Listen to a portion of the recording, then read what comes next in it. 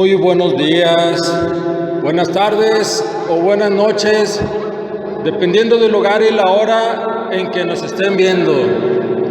Bienvenidos una vez más a su canal, Siguiendo al Maestro.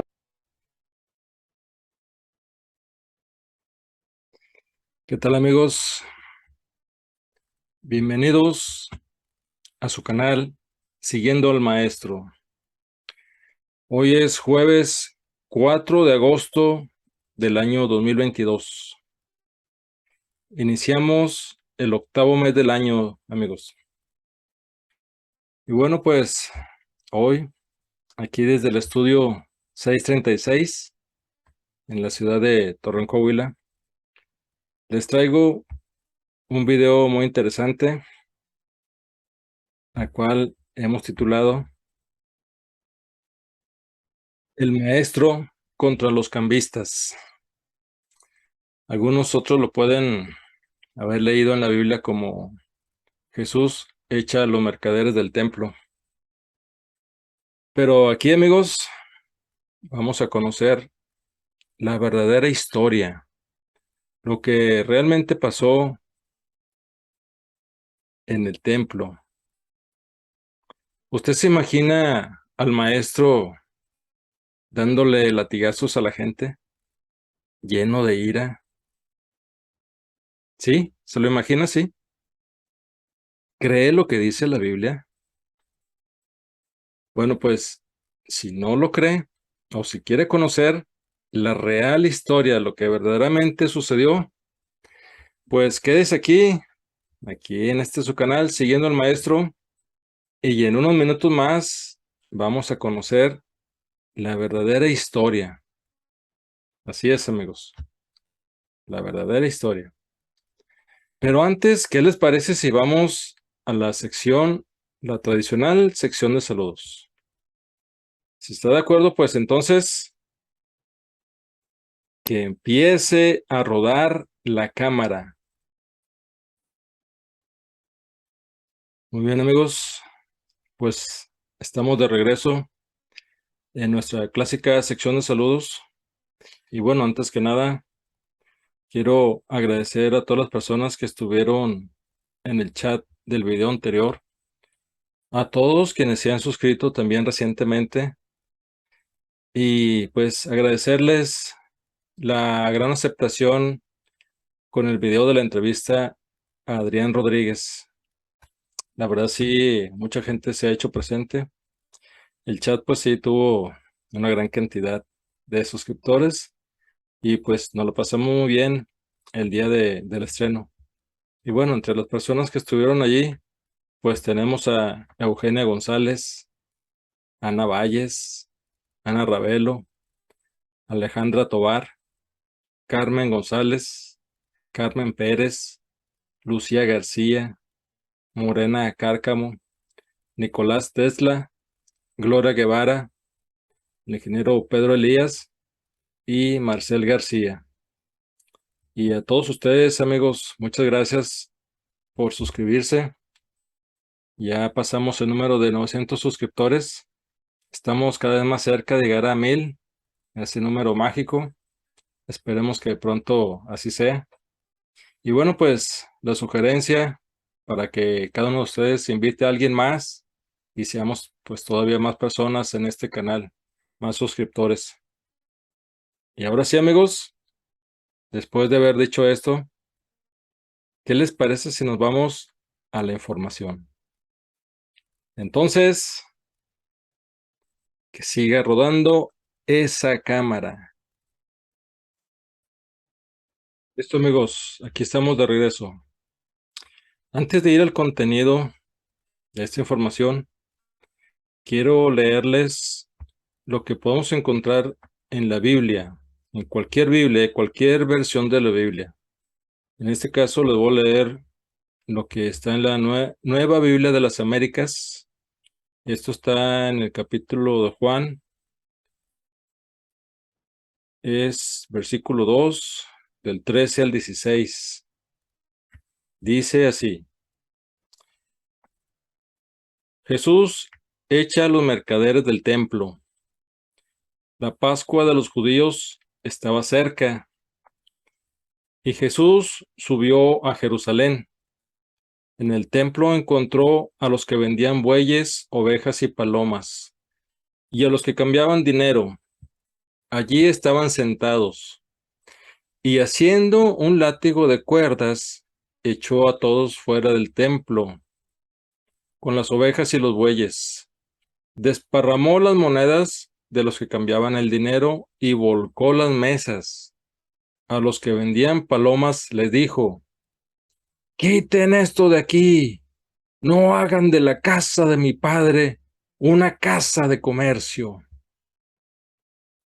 ¿Se lo imaginan ustedes, amigos? A Jesús así, encolerizado, con el látigo que hizo, según la Biblia, según Juan, ¿eh? Imagínense ustedes. Bueno, pues ahora, ahí les va lo que verdaderamente sucedió ese lunes 3 de abril del año 30 de nuestra era. ¿Están listos? Bueno, pues si es así, vamos a los verdaderos hechos. El maestro contra los cambistas. Hacia las 8 de la mañana nos pusimos en camino. Jesús, como siempre, marchaba a la cabeza. Mientras ascendíamos por la ladera del Olivete, traté de sonsacar a los discípulos. Qué distinta fue aquella caminata. La alegría y entusiasmo del domingo anterior se habían transformado en temor, expectación y confusionismo. Había un pensamiento común en aquellos hombres. ¿Qué debían hacer? ¿Seguir con el maestro o renunciar y retirarse? Pero ninguno tenía el valor suficiente como para enfrentarse a Jesús y exponerle sus inquietudes. A eso de las 9, el grupo entraba en Jerusalén. A juzgar por el trasiego de peatones, el número de peregrinos había aumentado considerablemente. El maestro, sin pérdida de tiempo, se encaminó hacia el templo. La proximidad de la Pascua mantenía la explanada de los gentiles en plena ebullición. Los puestos y tenderetes aparecían mucho más concurridos que en la tarde del domingo. Cientos de judíos de todas las clases sociales se afanaban en comprar o cambiar sus monedas, preparándose así para las obligadas ofrendas, para el pago del tributo al tesoro del santuario, o simplemente disponiendo la elección de una víctima sin mancha para la cena pascual. Gradualmente, a causa de los abusos de los sacerdotes, la gente común había terminado por acudir hasta aquellos intermediarios, comprando allí sus corderos y aves. La astucia y avaricia de aquellos servidores del templo habían llegado a tales extremos que cualquier animal comprado fuera de aquel recinto podía ser rechazado por causas técnicas. En otras palabras, los encargados de los sacrificios, que tenían la obligación de revisar previamente cada una de las víctimas, podían echar atrás un cordero o una pareja de tórtolas por el simple hecho de estimar que el color del animal no era el adecuado. Esto representaba la vergüenza pública y, lo que era peor, tener que adquirir una nueva víctima. Curándose en salud, los hebreos acudían hasta este mercado, procurándose así unos animales de total garantía. Como ya apunté anteriormente, esta argucia iba siempre acompañada de un sobreprecio que resultaba tan deshonesto como ruinoso para las familias más humildes. Para colmo, el impuesto, o tributo que cada hebreo debía satisfacer al templo había sido fijado en una moneda común, el siclo, una pieza del tamaño de 10 centavos, pero de un grosor doble. Un mes antes de la Pascua, los cambistas oficiales instalaban sus mesas en las diferentes ciudades de Palestina, suministrando así a los peregrinos el dinero necesario para tal menester. Ni qué decir tiene que en cada operación estos banqueros se quedaban con una comisión que oscilaba entre un 5 y un 15% del valor de lo cambiado. Si la moneda objeto del cambio era más alta, estos usureros podían quedarse con una comisión doble. Finalmente, cuando la fiesta era ya inminente, los cambistas se dirigían a Jerusalén, estableciendo su cuartel general en la mencionada explanada de los gentiles. Este negocio venía reportando grandes beneficios a los verdaderos propietarios del ganado, de las mesas de cambio y de la multitud de ingredientes y enseres que debían ser utilizados en el sacrificio pascual. Esos propietarios, como dije, no eran otros que los sacerdotes y muy especialmente los hijos de Anás. Jesús conocía esta situación y también el resto del pueblo, pero el poder y la tiranía de estos individuos era tal que nadie osaba levantar su voz contra aquella profanación de la casa de Dios. En este ambiente, entre gritos, discusiones, regateos y el incesante ir y venir de cientos de hebreos, el nazareno, tal y como tenía por costumbre, se dispuso aquella mañana del lunes 3 de abril a dirigir su palabra a los numerosos creyentes y seguidores que habían ido congregándose junto a los puestos de los vendedores y cambistas. El maestro inició su predicación, pero al poco, su potente voz se vio sofocada por dos hechos que iban a precipitar los acontecimientos. En una de las mesas de cambio, muy próxima a la escalinata sobre la que se había sentado el rabí, un judío de Alejandría comenzó a discutir acaloradamente con el responsable del cambio.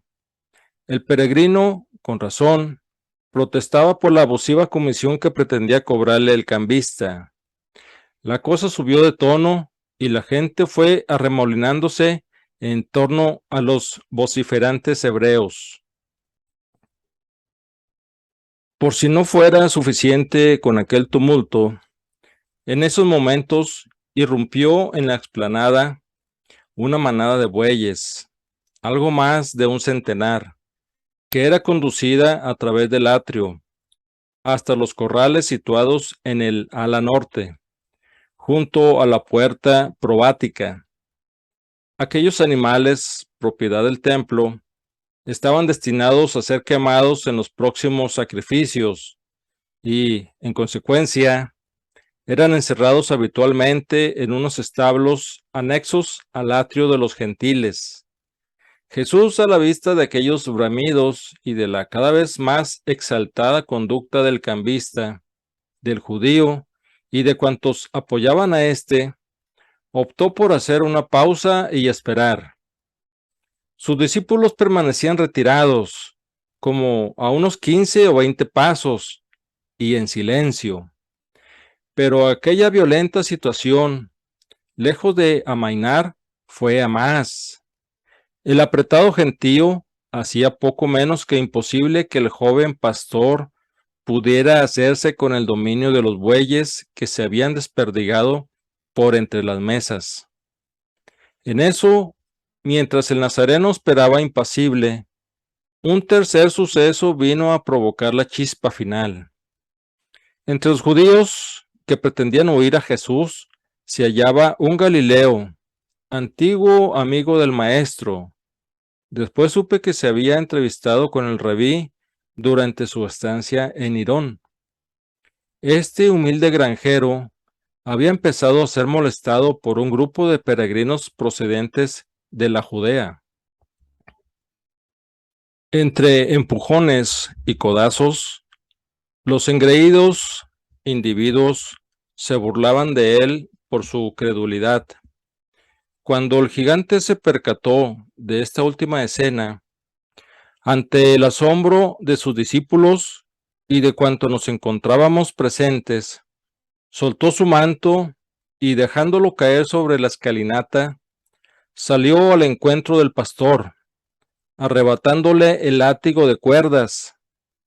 Con una seguridad inaudita, el Galileo fue reuniendo a los astados, sacándolos del templo entre sonoros gritos y secos y potentes golpes de látigo sobre el embaldosado de la explanada. Cuando la muchedumbre vio al maestro dirigir al ganado, quedó electrizada. Pero eso no fue todo. Una vez concluida la operación de limpieza, Jesús de Nazaret, en silencio, se abrió paso majestuosamente entre la multitud, dirigiéndose a grandes zancadas y con el látigo en la mano izquierda hacia los corrales situados al otro lado del atrio de los gentiles, al pie de la fortaleza Antonia. Aquello era nuevo para mí y corrí tras él. Al llegar a los establos, el maestro, con una frialdad que me dejó sin habla, fue abriendo uno tras otro todos los portalones, animando a los bueyes machos, cabríos y corderos a salir de sus recintos. En un instante, cientos de animales irrumpieron en el atrio, y el rabí, con la misma decisión y destreza con que había sacado del templo a la primera manada, dirigió a aquellos astados animales en dirección a las mesas y puestos de venta de los cambistas e intermediarios. Como era de suponer, la estampida provocó el pánico de los hebreos que en su atropellada huida hacia los pórticos de salida derribaron un sinfín de tenderetes. Los bueyes, por su parte, terminaron por pisotear el género, derramando numerosos cántaros de aceite y de sal. La confusión fue aprovechada por un nutrido grupo de peregrinos que se desquitó volcando las pocas mesas que aún quedaban en pie. En cuestión de minutos, aquel comercio había sido materialmente barrido, con el consiguiente regocijo de los miles de judíos que odiaban aquella permanente profanación. Para cuando los soldados romanos hicieron acto de presencia, todo aparecía tranquilo y en silencio.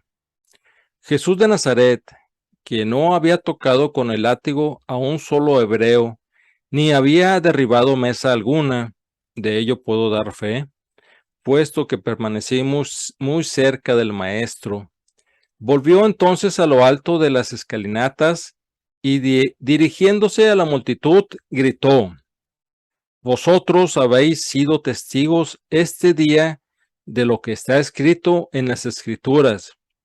Mi casa será llamada una casa de oración para todas las naciones, pero habéis hecho de ella una madriguera de ladrones.